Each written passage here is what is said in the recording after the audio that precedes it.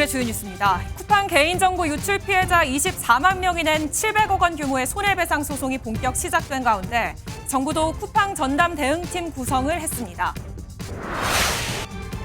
지난 4월 경기 광명에 이어 오늘 서울 여의도 신안산선 지하철 공사 현장에서 철근 구조물이 무너져 작업자 1명이 숨졌습니다.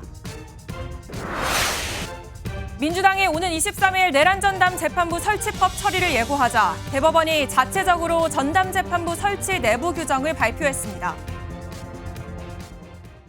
여러분 안녕하십니까? 쿠팡 개인정보 유출로 보이스피싱이 발생했습니다. 실질적 피해로 불안이 현실화됐습니다. 김범석 의장의 산업재해 은폐 의혹도 드러났습니다. 돌아가신 고인이 열심히 일했다는 기록이 남지 않도록 확실히 하라는 지시를 했다는 겁니다. 이 같은 쿠팡의 대응에 분노한 피해자들의 역대급 단체 소송도 시작됐습니다. 정보 유출 피해자 24만 명이 오늘 700억 원 규모 청구 소송을 냈습니다. 첫 소식 우종환 기자가 단독 보도합니다. 기본 의사소통조차 제대로 안 된 쿠팡 대표 청문회를 지켜본 정보 유출 피해자들 한숨부터 나옵니다. 됐다고요. I would like to be able to complete my answers. 됐다고요. 미국 가서 하세요. 그런. 청문회의 의미가 전혀 없는 것 같은데요. 뭐 별것도 아닌데 나를 왜 여기 불렀냐 라는 약간 그런. 참다 못한 피해자들이 쿠팡을 상대로 역대급 규모 소송전에 돌입했습니다. MBN 취재 결과 오늘 피해자 24만 명이 서울중앙지법에 손해배상 소송을 냈습니다. 좀 할까 말까 많은 고민을 하고 있었는데 쿠팡의 태도가 조금 기분이 더 나쁘더라고요. 해결할 생각이 없구나라는 생각. 그냥 우리는 호구인가 약간 이런. 한 명당 10만 원씩 청구한 뒤 이후 30만 원으로 청구액을 올릴 계획인데 모두 합치면 700억 원이 넘습니다. 직장인은 물론 현직 변호사도 부부가 같이 소송에 참여한 경우도 있습니다. 저도 그렇고 아내도 그렇고 일상생활에서 그 회원을 가입해서 물건을 사고 정보가 노출된 거에 대해서는 이건 피해 보상을 받아야겠다. 별도로 진행되는 소송까지 포함하면 참여 피해자는 30만 명, 배상액은 1,000억 원에 이를 전망입니다. 다만 3천만 명이 넘는 전체 피해자 수에 비하면 1% 정도밖에 안 되는 만큼 모든 피해자가 배상받을 수 있는 집단소송제도 도입 목소리도 계속 나옵니다. 기업의 입장에서는 보안이나 이런 데에 쓰는 비용보다 손해배상금이 커진다고 느껴질 거고, 그렇다고 한다면 보안에 다시 투자하게 되는. 3천만 명 피해자가 모두 소송에 참여해 배상 판결을 받는다면 쿠팡이 내야 할 돈은 10조 원이 넘을 걸로 추산됩니다. MBN 뉴스 우종환입니다. 쿠팡의 정보 유출 문자를 받으셨다면 이번 기사에 주의를 기울이셔야겠습니다. 보이스피싱으로 1,000만 원을 뜯어간 사건이 발생했습니다. 어떤 수법인지 보이스피싱범의 목소리를 직접 들려드립니다. 이시열 기자입니다. 자신을 공정거래위원회 직원이라고 소개하는 한 남성. 다짜고짜 쿠팡에서 개인정보가 유출됐는지 묻습니다. 공정거래수사 1팀 이진호 사무관이에요. 최근 쿠팡에서 개인정보 유출됐다는 문자 받으셨죠? 개인정보 유출 사고에 계좌가 이용됐다며 겁을 주더니 직접 사건 조회를 해야 한다며 특정 사이트로 유도합니다. 해당 사건 관련해가지고 저희가 공문을 등기로 발송을 해드렸는데 본인이 직접 사건 조회를 하시고 내용 열람을 해보셔야 돼요. 사이트에 접속하면 악성 앱이 설치돼 피해자의 휴대전화는 사기범의 손으로 넘어갑니다. 이후 사기범을 믿은 피해자는 사기범의 요구에 따라 돈을 보내는 겁니다. 쿠팡 개인정보 유출 사고를 이용한 보이스피싱과 스미싱 사기가 기승을 부리고 있습니다. 최근 금융감독원에 접수된 쿠팡 관련 보이스피싱 의심 신고 5건 중 1건에서 실제로 1,000만 원대 피해가 발생했습니다. 지난 1일 발령됐던 소비자경보 주의 등급은 경고 등급으로 한 단계 올라갔습니다. 피해 사례와 관련 제보가 증가한 데 따른 조치입니다. 금감원은 사건 확인 등을 이유로 특정 사이트 접속을 유도한다면 100% 보이스피싱이라며 3단계 금융거래 안심차단 서비스에 가입할 것을 권유했습니다. MBN 뉴스 이시열입니다. 모습을 드러내지 않는 김범석 쿠팡 의장의 산업재해 은폐 시도 주장까지 나왔습니다. 2020년 과로사 사건에 대해 고인이 열심히 일했다는 기록이 남지 않도록 하라는 사실상 지시의 메시지입니다. 쿠팡은 어떻게 산업재해에 대응했을까요? 정설민 기자가 전해드립니다. 숨진 야간 노동자 장례식장에 직원들을 보내 지키도록 하고 이후 여담색이라고 안 하겠다면 그런 거 하기 싫은 거잖아요. 제가 들은 내용들은 산재를 신청하지 않고 이런 내용들이에요. 대리점 대표를 통해 산재를 신청하지 않겠다는 합의서 작성을 종용합니다. 억대 위로금으로 사건이 공론화되는 걸 막기도 합니다.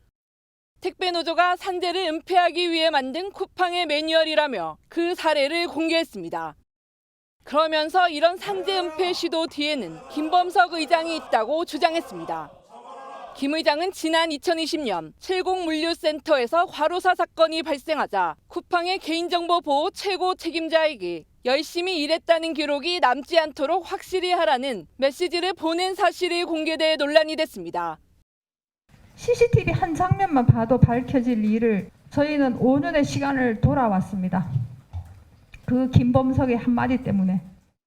일단 그 발언 자체로도 법률 위반 행위로서 형사처벌의 대상이 된다는 점. 개인정보 유출건에 더해 산재 은폐 의혹에 대한 고소 고발도 이어질 것으로 보여 사태가 더욱 커지는 모양새입니다. MBN 뉴스 정설민입니다. 어제 영어 듣기 평가라는 지적이 나온 청문회를 보고 정부 관련 부처가 모두 나서서 쿠팡에 대응하기로 했습니다. 국정원까지 나선 범부처 TF를 만들어 조사하고 영업 정지까지 검토하겠다는 겁니다. 김태영 기자입니다. 김범석 쿠팡 INC 의장 대신 외국인 임원 2명이 나오며 맹탕이 된 쿠팡 청문회. And to respond to all of your questions, I'm happy to be here.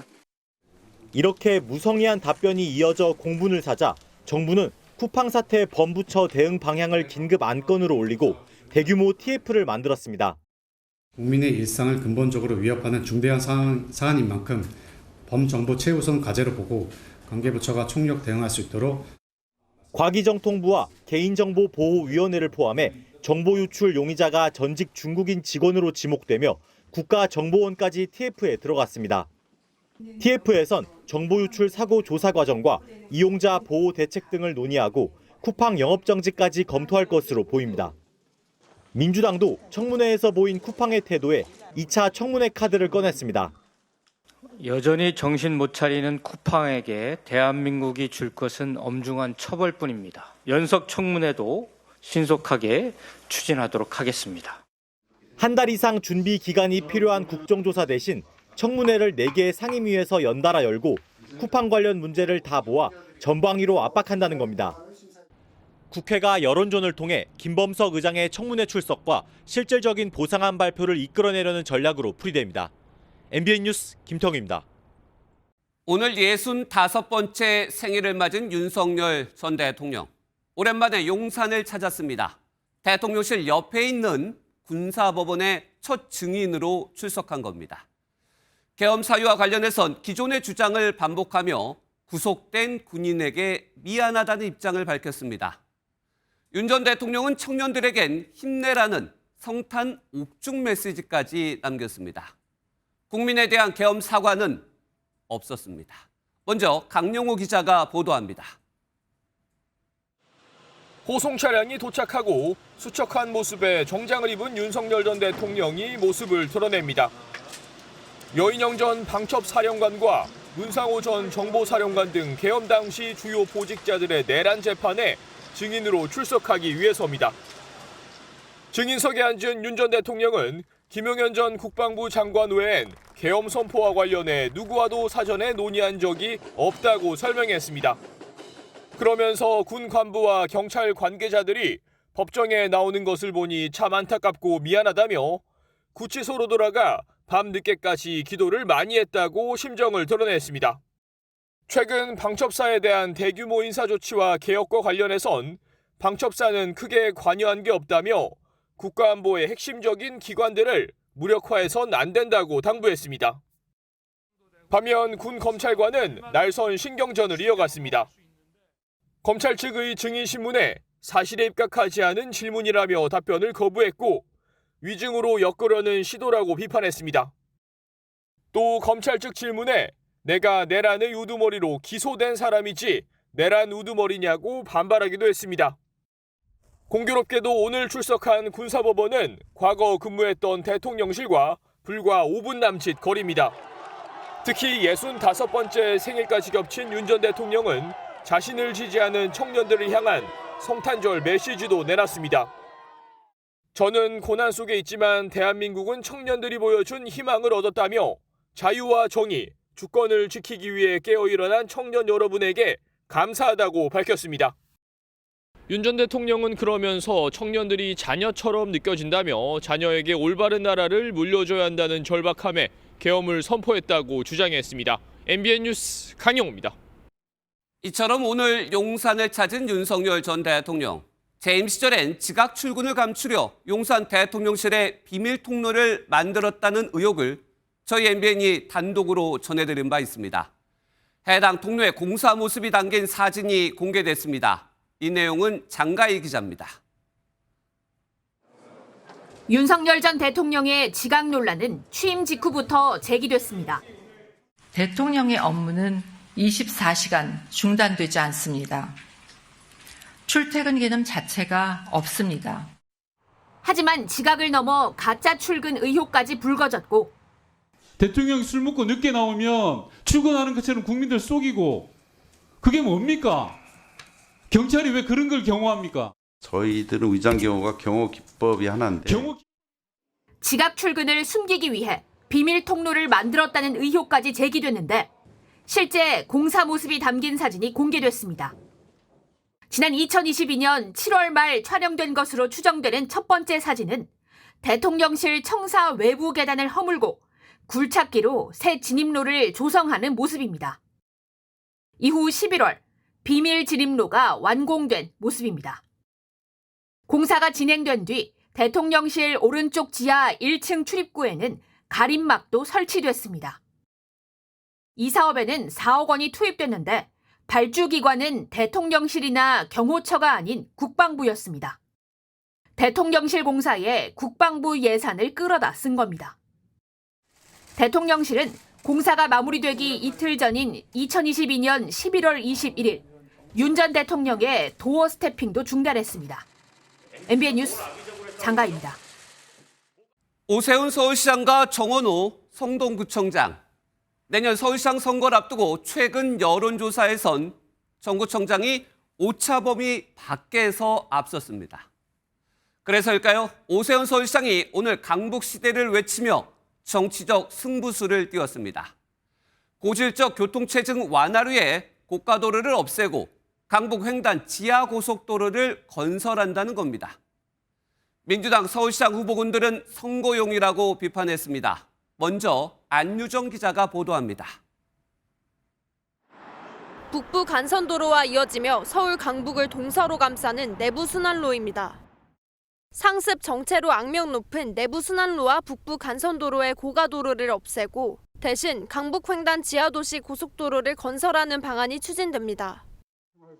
오세훈 서울시장은 완공 시점을 2035년으로 내걸며 강남과 강북 격차 해소를 여러 차례 강조했습니다.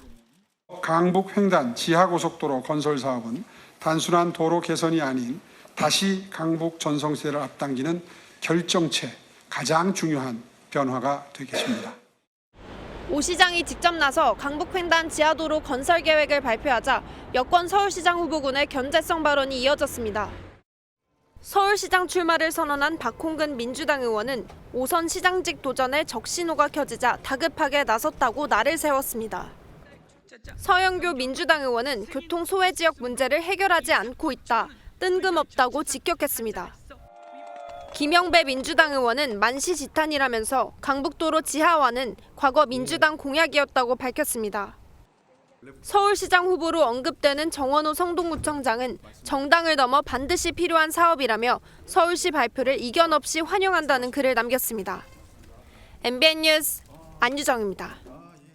오세훈 서울시장의 경쟁자인 정원호 성동구청장은 오늘 정청래 민주당 대표를 찾아갔습니다. 이재명 대통령의 칭찬으로 지지율이 올라간 터라 대화 내용에 관심이 집중됐습니다. 민지숙 기자가 취재했습니다. 정청래 대표가 이재명 대통령의 공개 칭찬으로 주가가 오른 정원호 성동구청장의 손을 맞잡았습니다. 건승을 빕니다. 네, 감사합니다. 네, 그래요. 열심히 하세요. 네. 30분간의 깜짝 회동을 마친 정 구청장은 오세훈 서울시장과 여론조사에서 접전을 벌이는 상황에 대해 이렇게 말했습니다. 상당히 무겁게 느끼고 있고요. 현재의 여론을 먼 길을 가기 위해서는 채비를 단단히 해야 되니까 하나하나씩을 단단히 한다. 이렇게. 이번 만남으로 당이 정 구청장에게 힘을 실어주는 것 아니냐는 해석이 나오지만 당 지도부 관계자는 정 구청장의 요청으로 성사된 만남이라며 확대 해석을 경계했습니다. 또 다른 서울시장 후보군으로 꼽히는 서영교 의원은 서울시장을 위한 특별위원회를 꾸리고 사실상 출마 선언을 했습니다. 서울 시민의 영원한 다리 서영교가 서울 시민 여러분께, 대한민국 국민 여러분께 인사 올립니다. 지금까지 박홍근, 박주민, 김영배 의원이 공식 출마 선언을 했고 정 구청장과 전현직 의원들이 추가로 물망에 오르고 있습니다.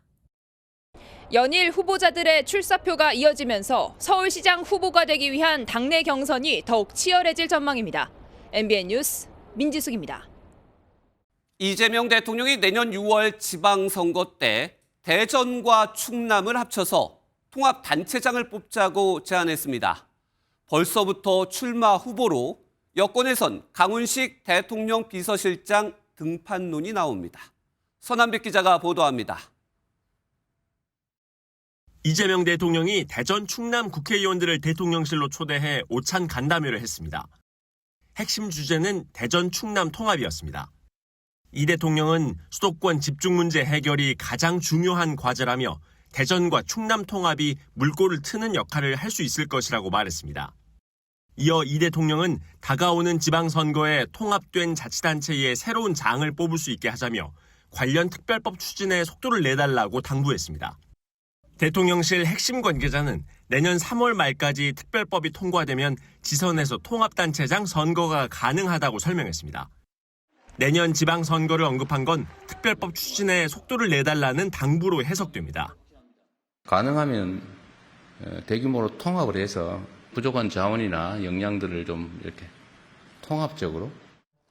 통합 추진은 지난해 11월 이장우 대전시장과 김태흠 충남지사의 공동선언으로 시작이 됐는데 이 대통령도 5극 상특 공약을 내세우며 지역 통합의 의지를 보여왔습니다.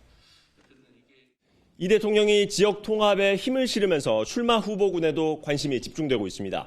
대통령실에선 충청 지역을 지지 기반으로 하고 있는 강훈식 비서실장의 차출 가능성이 나오고 있습니다. MBN 뉴스 서남배입니다. 산업 현장에서 또 근로자가 사망했습니다. 오늘로 서울 여의도역 인근 신안산선 공사 현장에서 철근이 떨어지는 사고가 발생했습니다. 먼저 조성우 기자가 보도합니다. 서울 여의도역 인근 신안산선 공사 현장입니다. 주변 도로가에 길게 늘어선 소방차와 구급차들도 발견됩니다. 오늘 낮 1시 20분쯤 공사 현장 지하에서 콘크리트 타설 작업 중 철근이 떨어지는 사고가 났습니다. 소방차랑 경찰차 많이 와서 좀 난잡한 상황이어서 무슨 일이 났구나 했습니다. 굉장히 교통 상황이 혼잡했습니다. 당시 철근 콘크리트 차량 운전자 50대 A씨가 밖으로 나오다가 머리에 철근을 맞은 것으로 전해졌습니다. 운전자 A씨는 심한 부상과 함께 심정지 상태로 발견된 뒤 곧바로 병원으로 옮겨졌습니다. 이송된 이 남성은 결국 숨졌고 공사 현장에 있던 작업자 한 명도 터널 상부에서 철근 구조 작업을 하다 어깨를 다친 것으로 조사됐습니다. 이번 사고는 신안산선 여의도 정거장을 건설 중인 지하 70m 지점에서 발생했는데 정거장 길이는 185m로 21개 구간으로 나눠 콘크리트 타설 작업을 하고 있었습니다. 하지만 콘크리트가 타설되고 철근 조립이 완료된 부분에서 철근이 낙하한 것으로 현재 추정되고 있습니다. 이 터널은 전체적으로 76m 안반에 건설이 돼 있어서 전체적으로 붕괴 위험이나 이런 상태는 없습니다. 조사가 끝날 때까지 공사는 중단될 예정인데 경찰은 2차 사고 방지를 위해 출입과 교통을 통제한 상태입니다. MBN 뉴스 조성우입니다. 사고가 난 신안산선. 시공사는 또 포스코 ENC였습니다. 올해만 모두 5건 사고로 6명의 작업자가 목숨을 잃었습니다. 영업정지 가능성까지 제기됩니다. 이어서 최민성 기자입니다. 오늘 붕괴한 서울 여의도 신안산선 시공사인 포스코 ENC의 안전사고는 이번이 처음이 아닙니다. 지난 1월 16일 발생한 경남 김해 아파트 공사 현장에서 작업자 2명이 17층 높이에서 추락해 사망했습니다. 석 달 뒤에는 2건의 안전사고가 연이어 터졌습니다. 지난 4월 11일 경기 광명시 신안산선 건설 현장 붕괴 사고로 1명이, 21일에는 대구 주상복합 신축 현장에서 작업자 1명이 추락해 숨졌습니다. 다시 석 달 뒤인 7월 28일 경남 함양 창녕 고속도로 10공구 공사 현장에서 작업자 1명이 건설 장비에 끼어 목숨을 잃었습니다. 반복되는 안전사고에 이재명 대통령은 첫 생중계로 진행된 국무회의에서 미필적 고의살인이라고 질타했습니다. 예상할 수 있는 일들을 방어하지 않고 사고가 나는 것은 결국 죽음을 용인하는 거죠. 하지만 불과 일주일 뒤 고속도로 공사 현장에서 외국인 작업자 1명이 감전사고로 중상을 입었습니다. 결국 포스코 ENC는 정부 압박 속에 지난 8월 전국 103개 현장의 작업을 한 달가량 멈췄고 정의민 당시 포스코 ENC 사장은 책임을 지고 물러났습니다. 하지만 이는 포스코 ENC의 안전불감증을 해소하기에 역부족이었습니다. 이번 서울 여의도 신안산선 붕괴 사고로 올해 포스코 ENC 공사 현장에서 발생한 사망자는 6명으로 늘어났습니다. 고인의 행복을 빌고 갑작스런 비보로 하늘이 무너져 내리는 큰 슬픔을 안고 계시는 유가족들에게 깊은 애도와 함께 사과의 말씀을 드립니다. 정부가 영업정지 등 특단의 대책을 내릴 가능성이 제기되고 있습니다. MBN 뉴스 최민성입니다. 안타깝게도 또 다른 사고 소식이 들어왔습니다. 이번엔 서울 송파구의 공사장 인근에서 크레인이 전도되는 사고가 발생해 60대 작업자가 사망했습니다. 정혜진 기자, 자세한 소식 알려주시죠. 네, 사고가 일어난 시각은 오늘 오후 3시 20분쯤입니다. 서울 송파구 잠실동의 공사장 인근에서 27톤 크레인이 쓰러져 작업자가 매몰됐습니다. 이 사고로 당시 작업 중이던 60대 남성이 2시간 40분 만인 오후 5시 55분쯤 구조됐습니다. 하지만 소방당국은 현재 이 남성이 숨진 상태로 파악됐다고 밝혔습니다. 이 남성은 잠실대교 남단 나들목 개선 공사를 하던 중 사고를 당한 것으로 전해졌습니다. 경찰과 소방당국은 자세한 사고 원인을 조사할 예정입니다. 서울 송파구청이 사고 구간을 우회하라는 재난 문자를 보낸 만큼 교통 혼잡이 발생할 것으로 보입니다.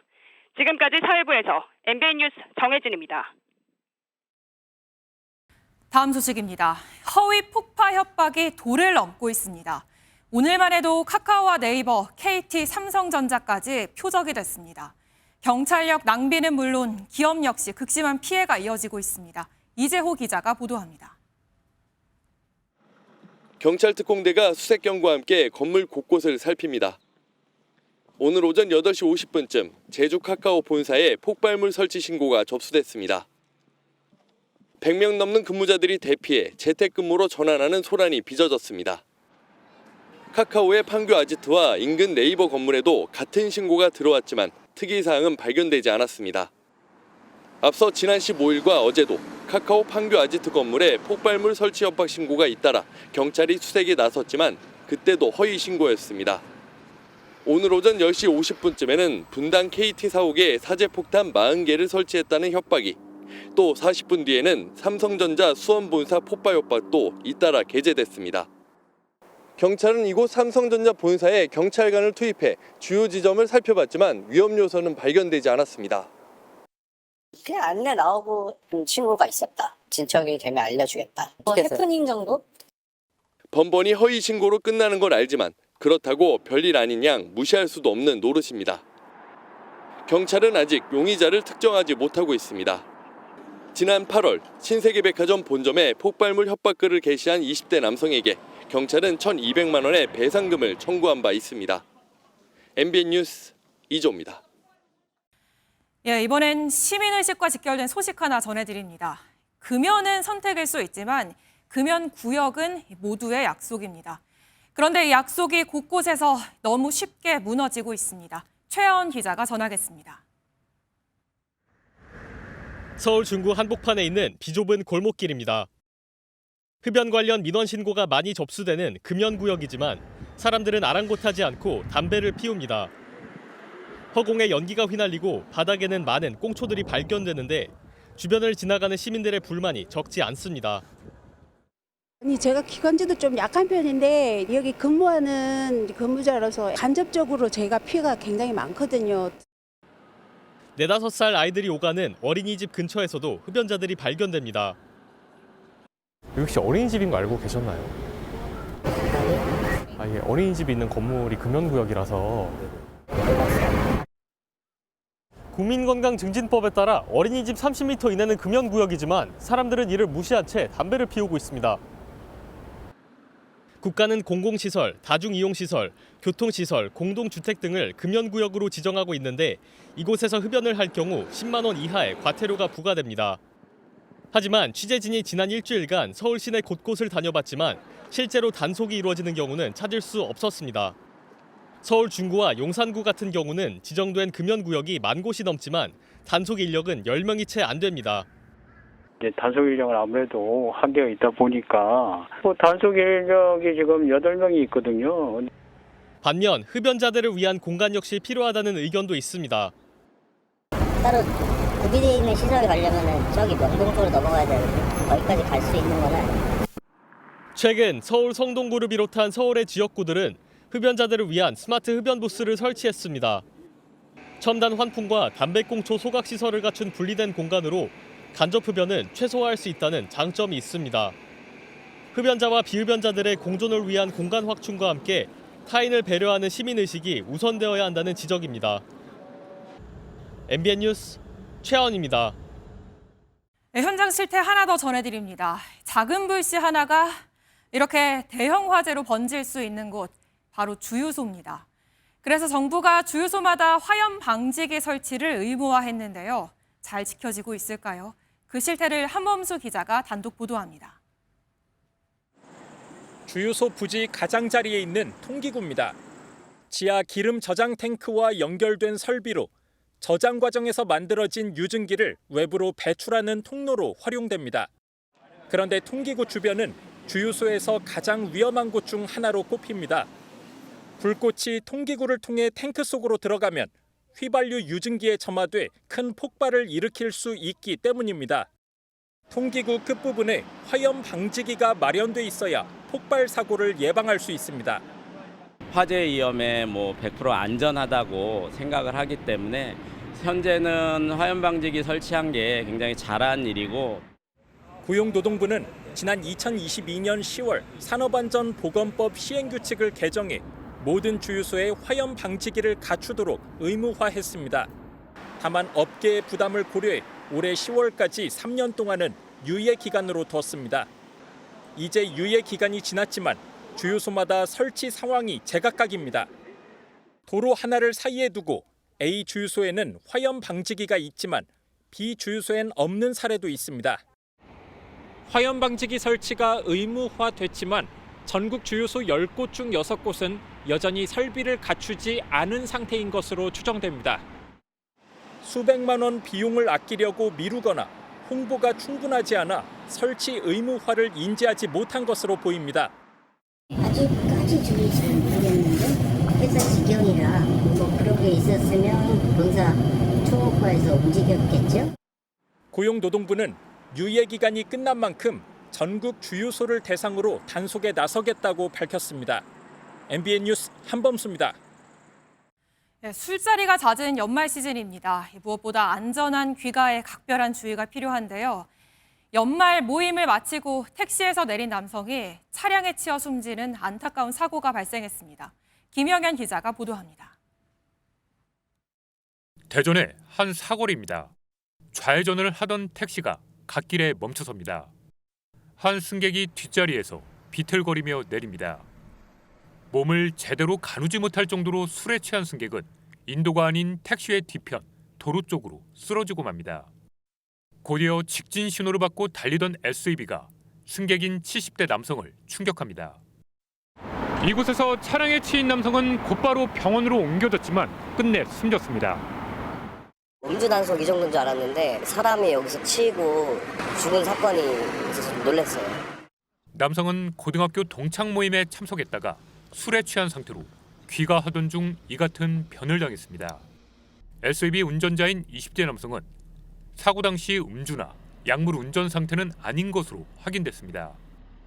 경찰 진술에서 SUV 운전자는 사람을 보지 못했다고 말한 것으로 알려졌습니다.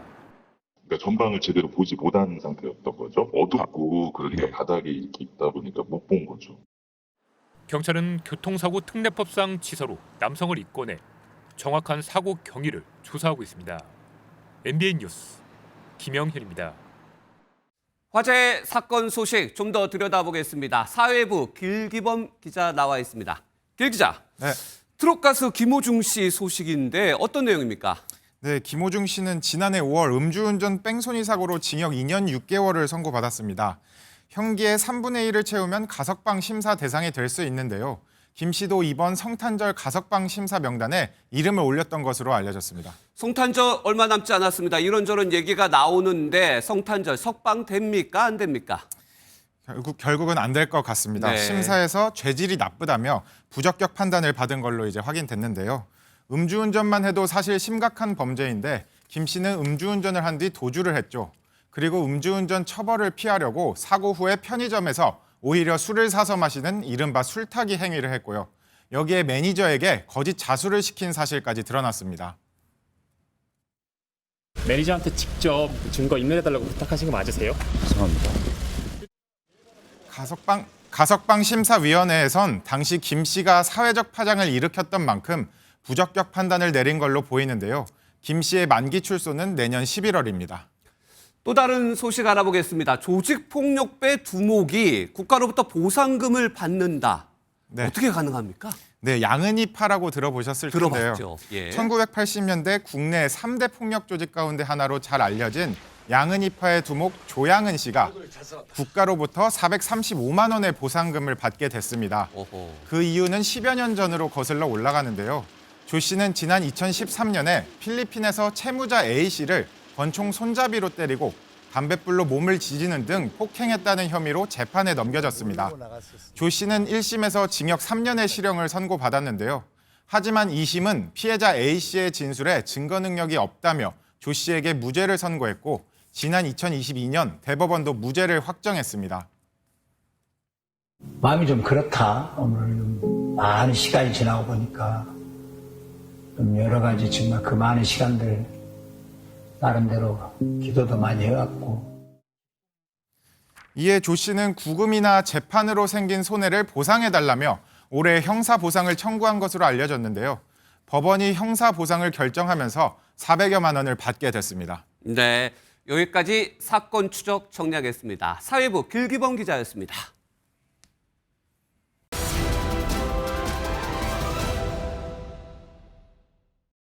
내란 전담 재판부 설치에 대법원의 입장이 바뀐 걸까요?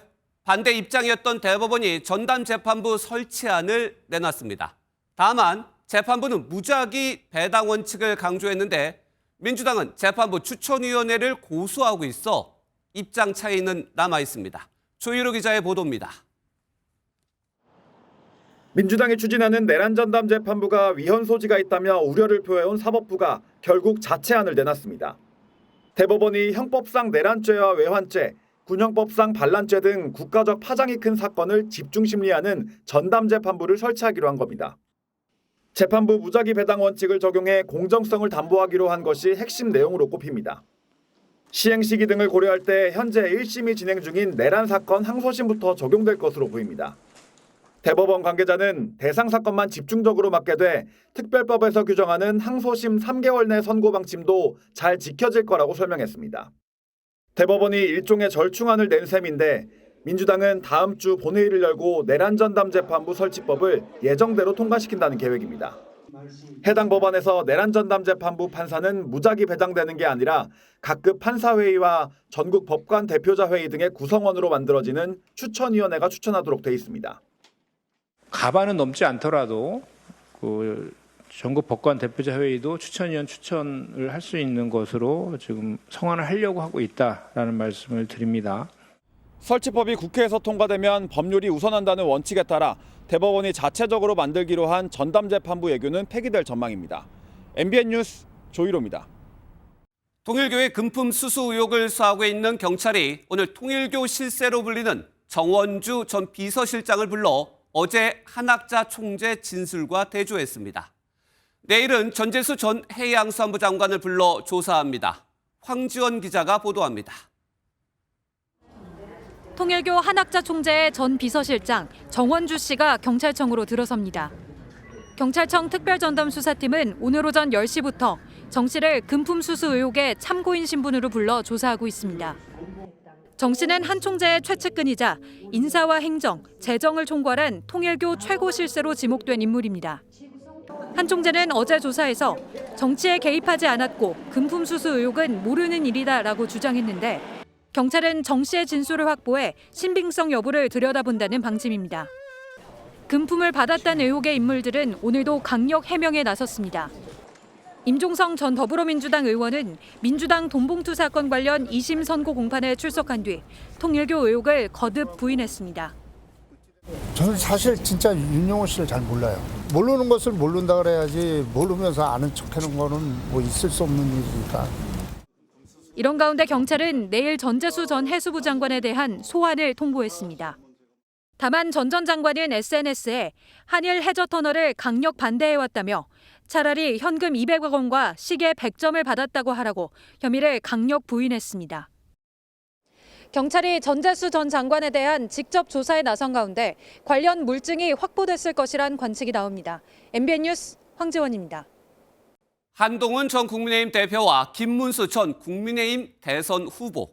어울리지 않을 것 같은 두 사람이 만나서 러브샷을 하며 당의 화합을 강조했습니다. 김 전 장관은 한 전 대표를 당의 보배라고 지켜세웠고 한 전 대표는 함께 싸우자고 화답했습니다. 노아린 기자가 보도합니다. 우리는 그러면 하나다고 하시겠습니까? 자, 우리는 전현직 수도권 당협위원장 모임에서 우연히 만난 김문수 전 고용노동부 장관과 한동훈 전 국민의힘 대표가 러브샷을 합니다. 김 전 장관은 한 전 대표를 우리 당의 보배라고 치켜세우면서 당이 보배를 자르려 한다고 말했습니다. 내년 선거 때까지 우리가 계속적으로 사람을 영입해서 모셔오고 사람을 찾아내고 하나로 뭉쳐야지만 힘이 됐죠. 네. 장동혁 대표 체제에서 친한계 김종혁 전 최고위원이 중징계를 받은 점을 꼬집은 건데 한 전 대표도 호응하며 화합을 강조했습니다. 지금 우리는 화합하고 이재명 정권의 폭주에 맞설 때입니다. 제가 앞장서서 싸우고 반드시 이기겠습니다. 두 사람 모두 강성 지지층에 집중하는 장동혁 지도부에 대한 우려를 드러냈지만 연대설에는 선을 그었습니다. 한 전 대표 측은 당의 변화가 필요하다는 공감대는 확인했다며 연대는 너무 앞서간 이야기라고 말했습니다. 이처럼 당 안팎에서 변화와 화합의 목소리가 연이어 터져나오면서 지도부는 쇄신의 한 방안으로 당명 변경을 검토하고 있습니다. 외연 확장 압박에 직면한 장동혁 대표가 연말을 기점으로 쇄신 로드맵을 내놓을지 관심이 쏠립니다. MBN 뉴스 노하린입니다.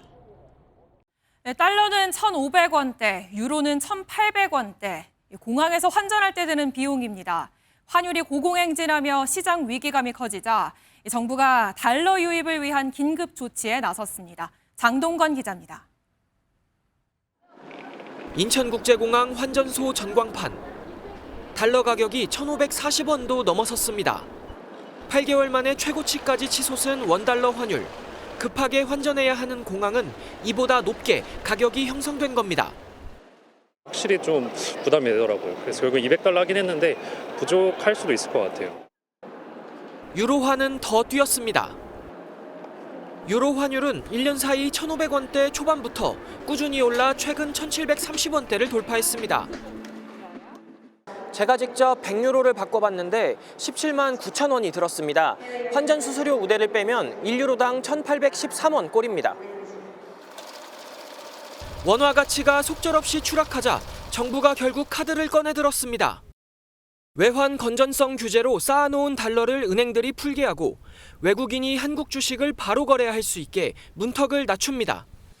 외환 시장에 달러를 늘려 환율을 낮추겠다는 겁니다. 금융기관 대상으로 하는 고도화된 외화 유동성 스트레스 테스트의 감독상 조치를 내년 6월 말까지 한시적으로 경감합니다. 대통령실도 삼성전자와 SK그룹 등 7개 대기업 관계자를 긴급 소집해 환율 대응 방안을 논의했습니다. 수출 기업들이 벌어들인 달러를 원화로 바꾸게 하는 방안 등이 거론된 것으로 전해졌는데 기업들이 한미 관세 협상에 따라 현지 투자를 해야 하는 만큼 정부의 당근책이 관건으로 보입니다. MBN 뉴스 장동건입니다. 국제 소식입니다. 핀란드 미인 대회 우승자가 동양인 비하 행동으로 왕관을 박탈당했는데요. 여기에 반발한 정치인들, 이런 사진들로 인종차별에 동조하고 나서 논란입니다. 결국 핀란드 총리가 한국어로 된 사과문을 발표하며 진화에 나섰습니다. 이상엽 기자입니다. 화려한 드레스를 입고 무대 위를 걷는 2025 미스 핀란드 우승자 사라 자프체. 하지만 자신의 SNS에 중국인과 밥 먹는 중이라며 동양인을 비하하는 의미의 제스처인 눈찍기 사진을 올렸다가 지난 11일 우승 자격을 박탈당했습니다.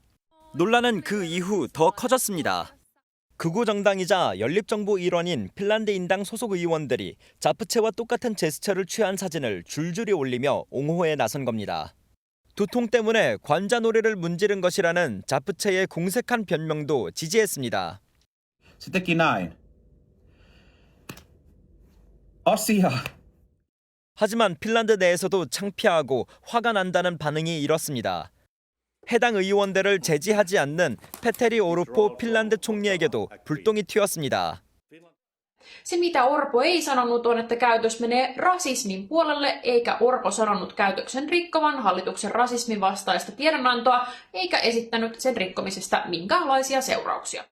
그러자 오르포 총리는 한종일 대사관을 통해 각 나라의 언어로 된 사과 성명을 냈습니다. 일부 의원의 SNS 게시글로 불쾌감을 드린 점에 대해 진심으로 사과한다고 밝혔습니다. 핀란드인당은 오늘 인종차별 게시물을 올린 소속 의원들에 대한 제재 여부를 논의할 예정입니다. MBN 뉴스 이상엽입니다. 관세로 곡간을 채운 트럼프 대통령 현금 살포에 나섰습니다. 군인 전사 배당금 지급에 이어 사상 최대 규모의 세금 환급까지 예고했는데요. 지지율 반등을 노린 거란 분석입니다. 한여혜 기자입니다. 트럼프 대통령이 100억 간에 걸린 역대 대통령 사진 아래 노골적으로 조롱하거나 비방하는 설명을 붙였습니다. 특히 조 바이든 전 대통령은 아예 초상 대신 오토펜 사진을 넣고 최악이라고 평가했습니다.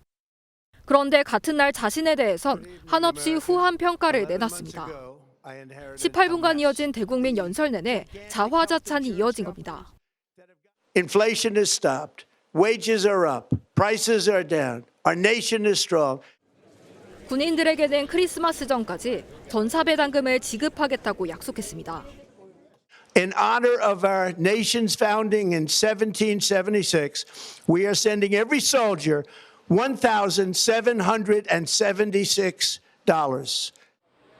세계가 전례를 찾기 어려울 정도의 경제 붐을 앞두고 있다며 내년본 역대 최대 규모의 세금 환급도 예고했습니다. 감세 정책으로 아낀 돈과 관세로 걷어들인 수입을 풀겠다는 겁니다. 하지만 현실과 동떨어진 과장된 주장이란 비판이 나옵니다. 유치했다는 투자 금액과 휘발유, 달걀 등 물가 하락폭이 부풀려졌다는 겁니다. 이번 연설은 트럼프 정부 경제정책에 대한 지지도가 집권 이후 최저치를 기록한 데다 최측근 수지 와이스 비서실장의 알코올 중독자 성격 언급 등 내분 논란까지 불거진 시점에 이뤄졌습니다. 내년 중간 선거를 앞둔 위기 탈출용 대국민 연설이었다는 평가가 나오는 이유입니다. MBN 뉴스 한여입니다. 네, 그런가 하면 우리는 여전히 트럼프발 관세 파고를 넘고 있습니다. 상호 관세는 15%로 조정됐지만 철강과 알루미늄 같은 핵심 금속엔 여전히 50%의 고관세가 부과되고 있는데요. 이런 가운데 국내 알루미늄 소재 기업이 미국 테네시주와 손을 잡고 제조 협력에 나섰습니다.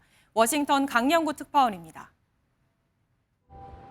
미국 동남부 테네시주의 중소도시 홀스. 국내 중견기업 알루코가 테네시주와 손잡고 이곳에 최첨단 알루미늄 공장을 가동합니다.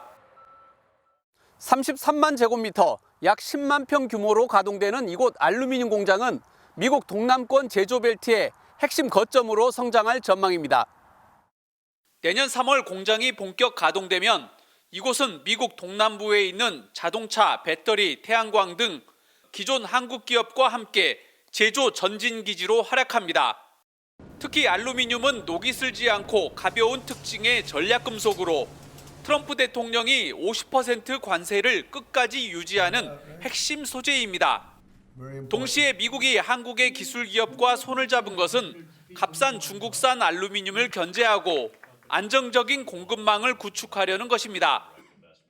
We have a grant program based on net new jobs, and it is something that we're very glad we're able to do to help them just make their decision to come here to our great state.